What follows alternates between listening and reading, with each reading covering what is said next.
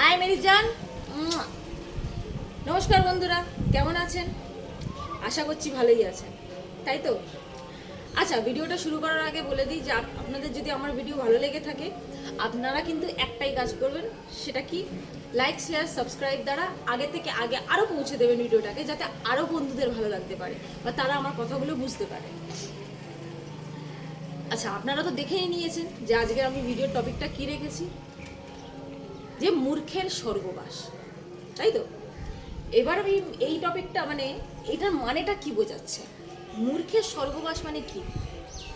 এ ধরুন, এটা আমি ইন্ডিকেট করছি আমাদের মতন সবাইকে নিয়ে, ঠিক আছে?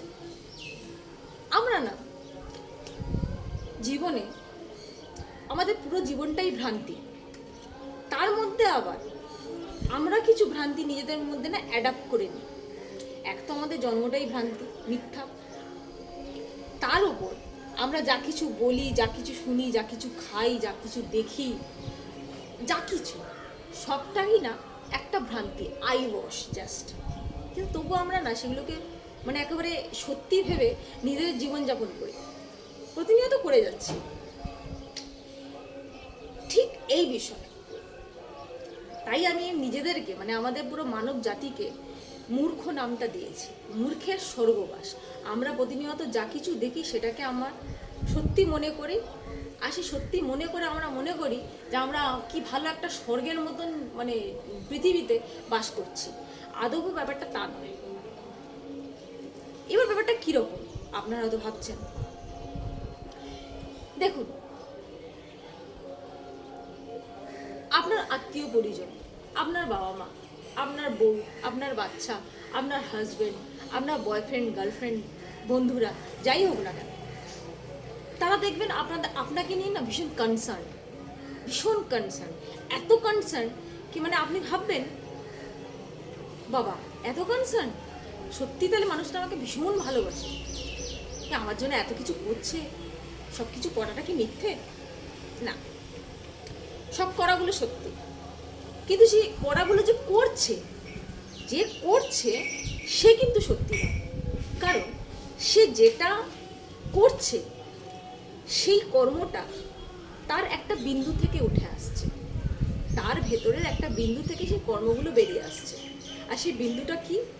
সেই বিন্দুটার নাম হলো স্বার্থ, ঠিক আছে? আর এই স্বার্থটা না আমাদের জগতে সবার জীবনে একদম ওতপ্রোতভাবে জড়িয়ে আছে।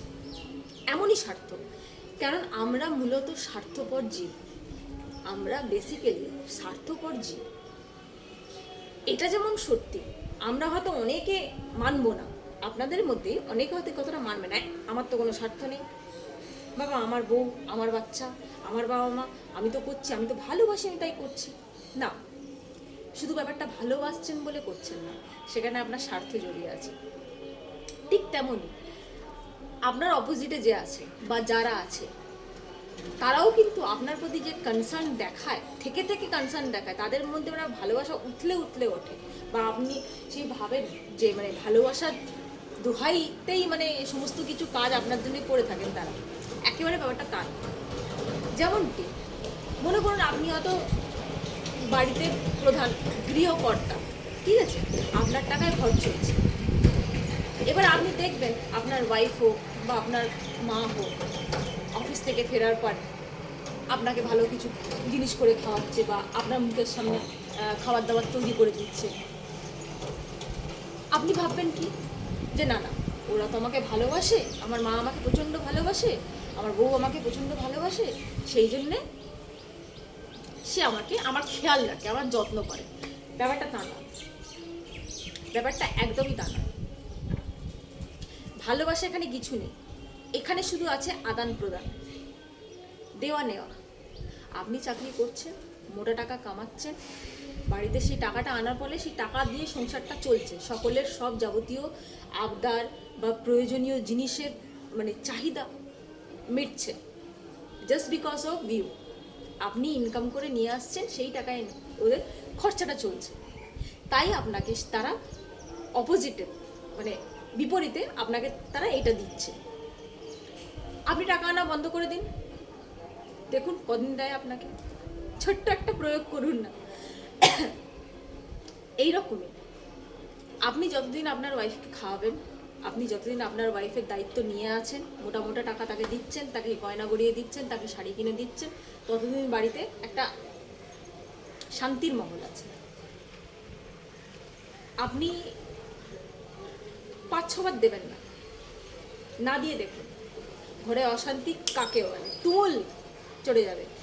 আবার এটা অপোজিট আমি বলছি মেয়েদের ক্ষেত্রে, যদি মনে করেন যে আপনি সব কিছু হাজব্যান্ডকে দিচ্ছেন, করছেন হাজব্যান্ডের জন্য, এবার হাজব্যান্ড আপনাকে দেওয়া বন্ধ করে দেবে, আপনি কি দেবেন? কোনো কিছুই দেবেন না। সে রাত্রে শোয়া হোক বা খাওয়া হোক বা অন্য কিছু হোক, 2 দিন পরে আপনি ঝাঁটা তুলে পেটাতে দৌড়াবেন। সে আপনি হোক বা কোনো, এখানে যদি কোনো মা থেকে থাকেন, তার ছেলে মেয়ে যদি ইনকাম না করে বা কোনো রকম কোনো একটা কাজ যদি সে না করে, শুধু এটা যে ইনকামের বিষয় হচ্ছে তা না, আমাদের পুরো সমাজ দেওয়া নেওয়ার ওপরে ভিত্তি করে দাঁড়িয়ে আছে। যে কোনো সম্পর্ক, সে বাবা মা হোক, ভাই বোন হোক, এখানে সিম্পল যদি আমরা মনে করি যে না আমি ভালোবাসি তাই আমাকে দিচ্ছে, বা ও আমাকে ভালোবাসে তাই আমি ওর জন্য করছি, না, এই জিনিসটা একেবারেই মিথ্যে।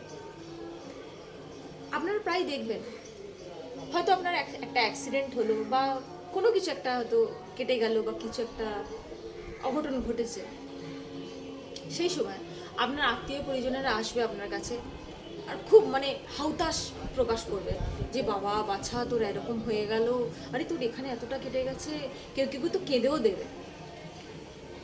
এবার আমি পরিষ্কার একটা প্রশ্ন করব, আপনার হাতে লেগেছে বা পায়ে লেগেছে বা কোনো একটা অঙ্গ কাটা গেছে, যে পরিমাণে ব্যথাটা আপনি পাচ্ছেন, যেটা ভুগছেন আপনি, সেই ব্যথাটা সামনের মানুষটা কি সত্যি ভুগছে? তাহলে সে কাঁদছে কেন? Simple answer. আজ যদি তিনি আপনাকে প্রেস করেন, তিনি যদি আপনাকে একটু সহানুভূতি দেখান, কাল হয়তো তার কোনো ব্যাপারে আপনি সহানুভূতি দেখাবেন। যেটা আমরা এটা বলেও থাকি, মানুষ তো মানুষের কাজে আসবেই, মানুষ তো মানুষের কাজে আসবেই। তাহলে ভেবে দেখেন, আমাদের মূলত আমরা মানে দুনিয়ায় সকাল হওয়ার পর থেকে যে রাস্তায় আমরা বেরোই, আমরা প্রতিটা পদক্ষেপ এই ভেবে রাখি যে আমরা আবার রিটার্ন আসবো। তাহলে যখন আমরা নিজেদের সঙ্গে নিঃস্বার্থভাবে থাকতে পারি না, তাহলে আমরা কি অন্যের প্রতি নিঃস্বার্থভাবে থাকতে পারি? এটা আমাদের রক্তে নেই, এটা আমাদের জিনে নেই। ইহ জগতের ভেতর মানুষ হচ্ছে সবচেয়ে বেশি স্বার্থপর জীব। যেদিন স্বার্থে ঘা লাগবে সেদিন এতটুকু টাইম নেবে না সে আপনাকে ছেড়ে বেরিয়ে যাওয়ার জন্য। সে গার্লফ্রেন্ড বয়ফ্রেন্ডের সম্পর্ক হোক, হাজব্যান্ড ওয়াইফের সম্পর্ক হোক, বাবা মার সম্পর্ক হোক, লেকিন কেন কী ব্যাপারটা বলেন তো, বাবা মারা ছেড়ে যেতে পারে না, একটা বাধা পড়ে যায়। ঠিক সেই রকমই বিয়েটাও একটা বাধা, একটা বাঁধন, মানে আপনার প্রতিটা পদক্ষেপে আপনাকে না বেঁধে রাখা হয়। এখানে যদি বিয়ে নামে যদি কোনো রকম আইন শৃঙ্খলা বলে কোনো জিনিস এই পৃথিবীতে না থাকতো, তাহলে যে দুজন যে রুম শেয়ার করে না, হাজব্যান্ড আর ওয়াইফ, দেখতেন হয়তো একটা এদিকে ছিটকে গেল, এটা এদিকে ছিটকে গেল, খুব ইজি হতো একে অপরকে ছেড়ে দেওয়াটা। বিয়েটা একটা এমনই বাঁধন, যেই বাঁধনটা আপনাকে বাধ্য করে ওই বন্ধনে থাকতে। ঠিক তেমন সম্পর্কগুলো আমাদের জীবনে সবকটা আমাদের বাধ্য করে সেই সম্পর্কের মধ্যে থাকার জন্য। খুব কম মানুষই হবেন আপনাদের মধ্যে বা এই পুরো পৃথিবীতে যারা শুধুমাত্র ভালোবাসে বলেই থাকে বা ভালোবাসে বলেই সব কিছু তার ভালোবাসার মানুষের জন্য উজাড় করে দেয়। এটা খুব কম, খুব কম, মানে লাখে একটা কি দুটো। বেশিরভাগটা কিন্তু সব এই দেওয়া নেওয়ার সম্পর্ক, স্বার্থপরতার সম্পর্ক। কিন্তু আমরা এটা না মানতে চাই না, একদমই মানতে চাই না। আমরা নিজেরা মূর্খ, প্রথম কথা এটাও আমরা মানতে চাই না। আর আমরা যে মূর্খ হয়ে যে এই মানে ভ্রান্তিমূলক স্বর্গে বাস করছি, যেটা আদৌ স্বর্গ নয়।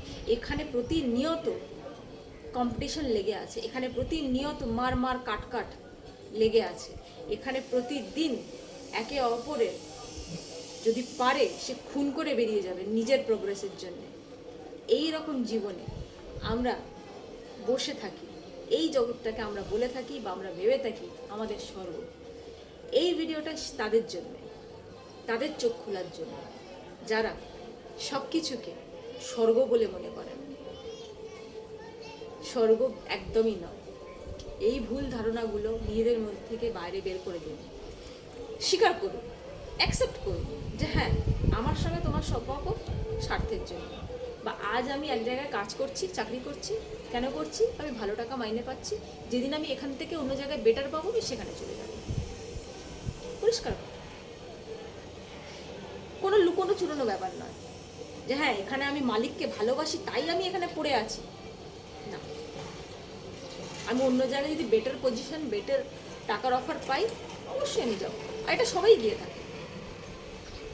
তো এখানে নিজেকে এভাবে ধরিয়ে রাখার পিছনে কোনো মানে হয়